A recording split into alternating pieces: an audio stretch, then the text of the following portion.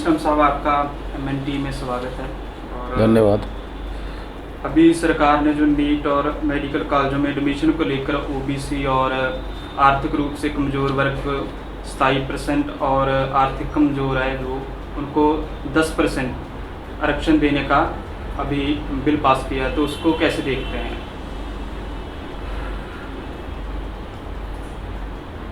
इसका संबंध जो देश भर में वामसे भारत मुक्ति मोर्चा, बहुजन क्रांति मोर्चा के द्वारा पिछड़े वर्ग मोर्चा के माध्यम से जो देश भर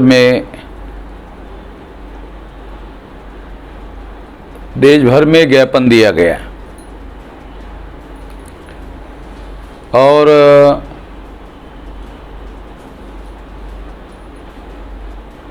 उसके बाद धरना प्रदर्शन भी किया गया।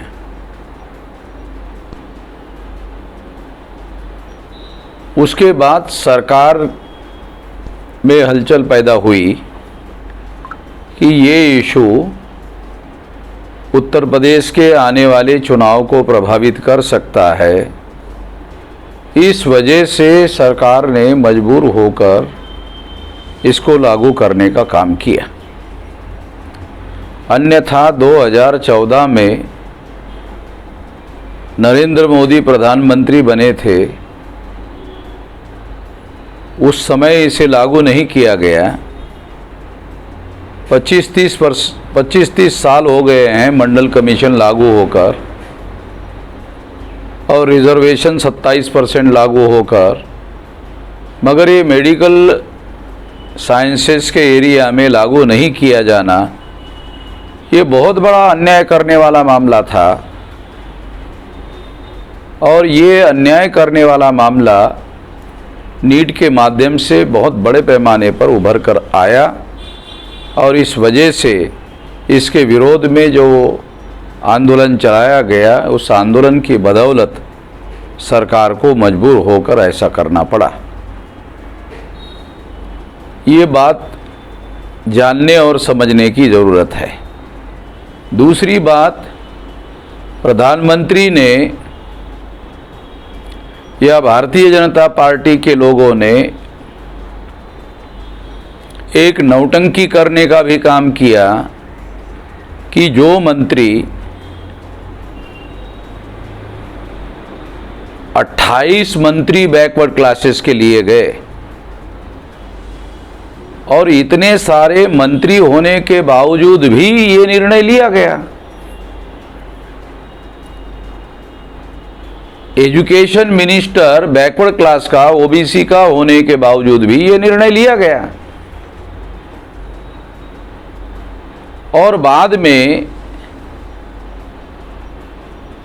जब सारे देश भर में इसके विरोध में आंदोलन चलना शुरू हो गया तो नरेंद्र मोदी ने इसका श्रेय अपने मंत्रियों को देने के लिए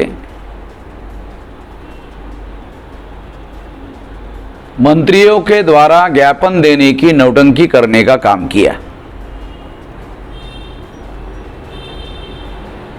आंदोलन करने वाले लोग सरकार को ज्ञापन दे रहे हैं और सरकार में शामिल मंत्री भी ज्ञापन दे रहे हैं, तो फिर मंत्री काहे के लिए बनाए?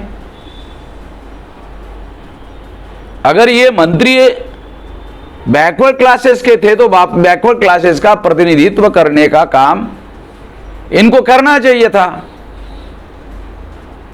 संगठन चलाने वाले लोग भी ज्ञापन दे रहे हैं और मंत्री भी ज्ञापन दे रहे हैं, तो क्या मंत्रियों के पास अधिकार नहीं है अपने लोगों के हक और अधिकार के लिए सही फैसले लेने का?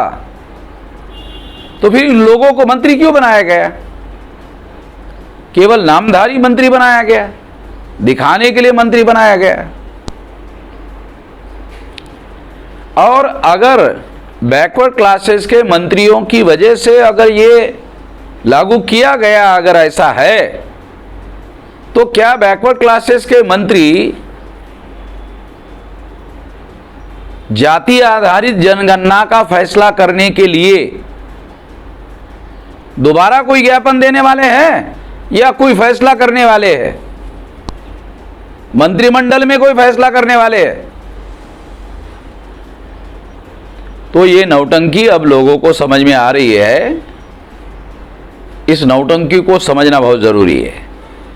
एक अभी इसको मास्टर स्ट्रोक भी बता रहे हैं ये बीजेपी का, क्योंकि कुछ राज्यों में इलेक्शन है, जैसे पंजाब है, उत्तर प्रदेश है, तो इसको लेकर भी कोई इफेक्ट पड़ेगा? क्योंकि बहुत बड़ी मात्रा में जो ओबीसी समाज है वो उत्तर प्रदेश में है। क्या लुभाने की कोशिश है उनको 27% आरक्षण की?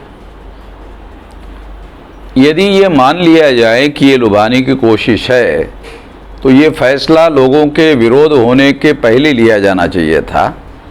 मगर लोगों ने जब आंदोलन का रुख अख्तियार किया उसके बाद लिया गया, इसलिए इसका फ़ायदा होने का समय हाथ से निकल गया। इसका फ़ायदा होने की संभावना नहीं है।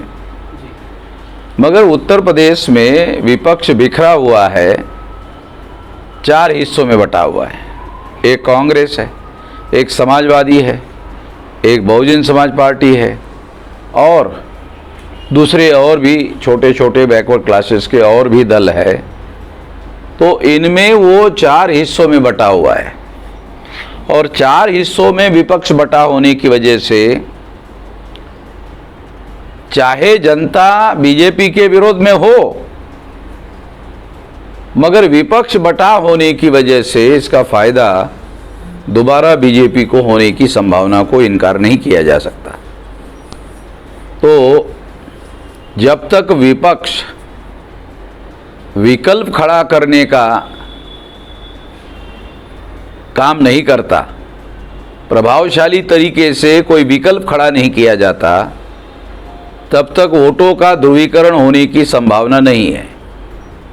और जब तक वोटों का ध्रुवीकरण नहीं होगा तब तक विपक्ष को फायदा होने की संभावना नज़र नहीं आ रही है।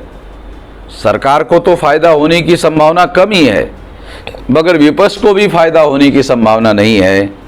ऐसी दुविधाजनक स्थिति उत्तर प्रदेश के चुनाव में दिखाई दे रही है। उत्तर प्रदेश का चुनाव 2024 में होने वाले लोकसभा चुनाव का सेमीफाइनल है। अगर ये सेमीफाइनल में बीजेपी चुनाव जीत गई तो उसके फाइनल में चुनाव जीतने के चांसेस बढ़ जाएंगे। अगर सेमीफाइनल में बीजेपी चुनाव हार गई तो उसके हारने के चांसेस ज़्यादा बढ़ जाएंगे। तो ये बात समझने की है। एक जब से ये लागू हुआ है आरक्षण, और तब से सोशल मीडिया पर एक कैंपेन चलाई जा रही है कि ये स्वर्ण विरोधी है, इससे जो जनरल कैटेगरी के हैं उनकी सीटें कम हो जाएंगी। इसमें आरक्षण को लाकर जो टैलेंट है उसको छुपाने की कोशिश की जा रही है। जब वो ओबीसी के लिए 27% रिजर्वेशन लागू किया गया था, उसी 27% के अधीन ये रिजर्वेशन दिया जा रहा है। इसलिए सीटें कम होने का जो आरोप लगाया जा रहा है, ये आरोप में कोई सच्चाई नहीं है। क्योंकि ये तो 16 नवंबर 92 को सुप्रीम कोर्ट ने जब जजमेंट दिया उसी समय 27% लागू हो गया।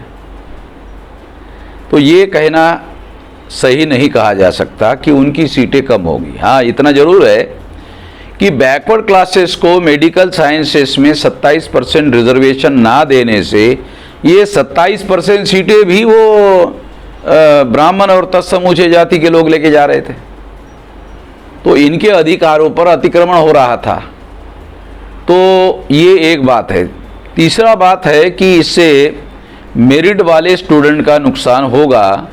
तो हमारे देश में लोकतंत्र है और लोकतंत्र जो है वो मेरिटोक्रेसी नहीं है, डेमोक्रेसी है। और डेमोक्रेसी में सबसे ज़्यादा अहम बात ध्यान रखना पड़ता है रिप्रेजेंटेशन को, प्रतिनिधित्व को। तो ये प्रतिनिधित्व देने का मामला है और ये प्रतिनिधित्व देने का मामला होने की वजह से ये नहीं कहा जा सकता कि मेरिट को नुकसान होगा। क्योंकि बैकवर्ड क्लासेस के जो भी स्टूडेंट इसमें आएंगे उनको जो क्वेश्चन पूछे जाते हैं जिसके आधार पर मेरिट निर्धारित होता है और जो ब्राह्मणों को सवाल पूछे जाते हैं उसमें कंसेशन तो दिया नहीं जाता। जो पेपर जांचने वाले लोग हैं उस जांचने वाले लोगों के द्वारा भी कोई कंसेशन नहीं दिया जाता कि ये बैकवर्ड क्लास का स्टूडेंट है इसलिए इसको थोड़ा सा ज़्यादा मार्क्स दिया जाए, ऐसा तो होता नहीं है। इसलिए ये कहना गलत बात है और हम लोगों को देश के डेमोक्रेसी को रिप्रेजेंटेटिव डेमोक्रेसी के दिशा में आगे बढ़ाना चाहिए, ये ज़रूरी बात है। एक कांशीराम जी के समय से एक नारा चलता आ रहा है कि जिसकी जितनी संख्या बारी उतनी उसकी हिस्सेदारी, और जो बामसेफ के ऑफशूट बन गए जैसे राष्ट्रीय पिछड़ा वर्ग वो भी यही मांग करता आ रहा है। तो क्या जो राष्ट्रीय पिछड़ा वर्ग मोर्चा है वो 27% से खुश हो जाएगा? अभी तो 27% का ही मामला है, मगर लड़ाई जो है वो जिनकी संख्या भारी वाला जो मुद्दा है वो बरकरार है। दो मुद्दे अलग अलग है।